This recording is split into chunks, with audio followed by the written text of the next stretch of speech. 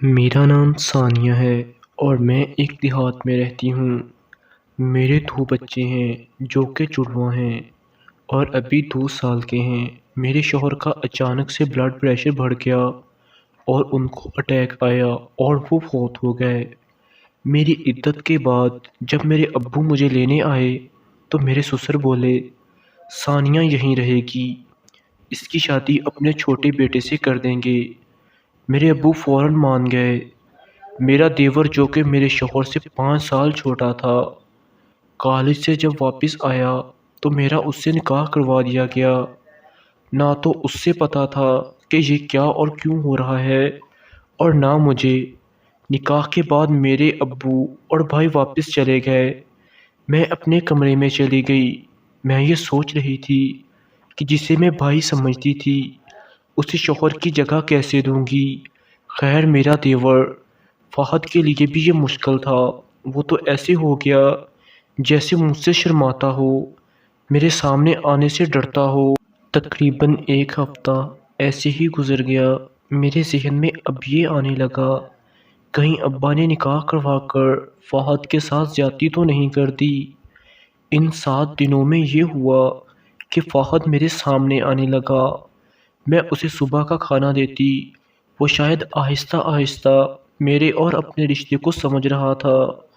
ایک دن اس نے مجھے میسج کیا، مجھے سمجھ نہیں آ رہی کہ میں آپ کو کیا کہوں۔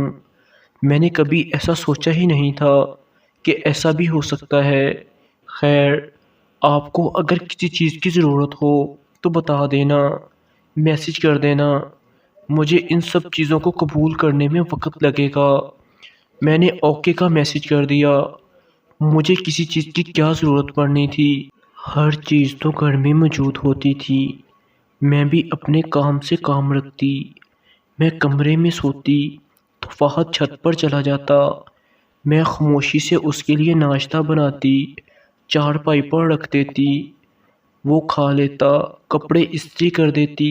ایک دن ساس سسر شادی پر گئے تھے اور بچے گھر میں اکیلے تھے۔ فہد گھر آیا، میں کپڑے دھو رہی تھی۔ وہ آیا تو جلدی سے دوپٹہ وغیرہ لے کر اس سے پوچھا پانی پلاؤں؟ اس نے نام میں سر ہلا دیا اور مجھے ایک شاپ پر پکڑا دیا جس میں گلابی رنگ کا بہت خوبصورت سوٹ تھا اور باہر چلا گیا۔ میں نے اسے واٹس ایپ پر میسج کیا، یہ سوٹ میرے لیے ہے۔ اس نے تھوڑی دیر بعد میسج کیا، آپ کو دیا ہے تو آپ کے لیے ہی ہے۔ ہمارے نکاح کو 8 ماہ گزر چکے تھے، ابھی تک ہم نے صحیح سے بات بھی شروع نہیں کی تھی۔ میں نے کہا شکریہ تو اس نے کوئی رپلائی نہیں کیا۔ آج وہ شام کو جلدی گھر آ گیا۔ میں کمرے میں کنگھی کر رہی تھی، اس نے مجھ سے پوچھا آئس کریم کھاؤ گی؟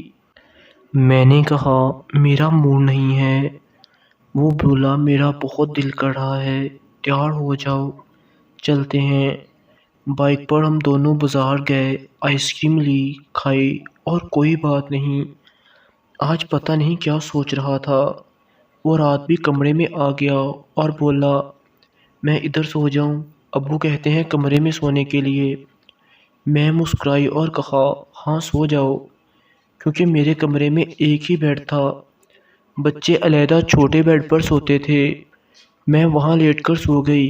فہد لیپ ٹاپ چلا رہا تھا، مجھے نہیں پتا وہ کب بیڈ پر آ کر لیٹا۔ صبح ہوئی تو ہم دونوں ایک ہی بیڈ پر سو رہے تھے۔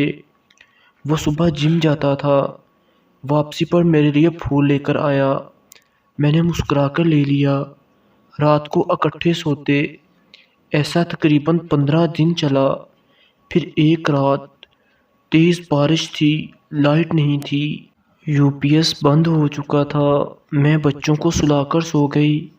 فہد رات کو لیٹ کر آیا، کپڑے بھیگ جانے کی وجہ سے قمیض اتار کر صرف شلوار میں ہی سو گیا۔ تقریباً رات کے کوئی 2 بجے میں نے کروٹ لی تو میرا ایک بازو فہد کے اوپر چلا گیا۔ اس چیز کا مجھے پتہ چل گیا تھا لیکن میں نے نہیں اٹھایا۔ سوچا کیا ہوا، وہ اب میرا شوہر ہے، لیکن وہ شاید گھوڑے بیچ کر سو رہا تھا۔ میں یہ سوچتے سوچتے گہری نیند میں چلی گئی۔ اور تقریباً 3 بجے پیاس سے میری آنکھ کھلی تو فہد کی ایک ٹانگ میرے اوپر اور ہاتھ میرے سینے پر تھا۔ میں ویسے تو پانی پینے کے لیے اٹھنا چاہتی تھی، لیکن میں اسے اس کا حق دینا اور اپنا حق لینا چاہتی تھی، اس لیے لیٹی رہی اور سونے کا ناٹک کرنے لگی۔ کافی دیر جب اس کی طرف سے کوئی حرکت نہیں ہوئی تو میں نے اسے جگانے کے لیے کروٹ بدلی اور اس کے ساتھ چپک گئی۔ وہ ہلا، آنکھیں کھولی، دیکھا اور پھر آنکھیں بند کر کے لیٹ گیا، لیکن کچھ دیر بعد ہی میری کمر پر ہاتھ پھیرنے لگا۔ میں نے گھوم کر منہ دوسری طرف کر لیا۔ وہ کچھ منٹ کے لیے رکا اور پھر میری گال پر بوسہ دیا اور میری چھاتیوں کو سہلانے لگا۔ میں اس کی طرف گھومی اور اس کے ہونٹوں پر بوسہ دیا۔ بس اتنا کرنا تھا۔ وہ میرے اوپر آ گیا، میرے سارے جسم کو چوما۔ اس رات ہم نے 3 بار مباشرت کی۔ مجھے آج تک وہ سکون نہیں ملا تھا جو فہد سے ملا۔ صبح میں بہت خوش تھی، اٹھی تو اس نے پھر پکڑ لیا اور شروع ہو گیا۔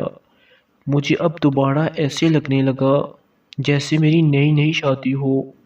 فہد مجھے بہت پیار کرتا ہے، خیال رکھتا ہے، ہر چیز پوری کرتا ہے۔ بچوں کو تو ایسے چاہتا ہے جیسے کہ کوئی اپنے بچوں کو چاہتا ہو، اس کے بھائی کی نشانی جو ہیں، لیکن میرا اور فہد کا کوئی بچہ نہیں ہے۔ ہماری شادی کو آج 10 سال ہو گئے ہیں۔ تو دوستو، کیسی لگی آپ کو یہ آج کی سٹوری؟ کمنٹ باکس میں ضرور بتائیے گا، اور اگر آپ ایسی مزید ویڈیوز دیکھنا چاہتے ہیں تو ہمارے چینل RH وائس کو سبسکرائب کریں۔ شکریہ، والسلام۔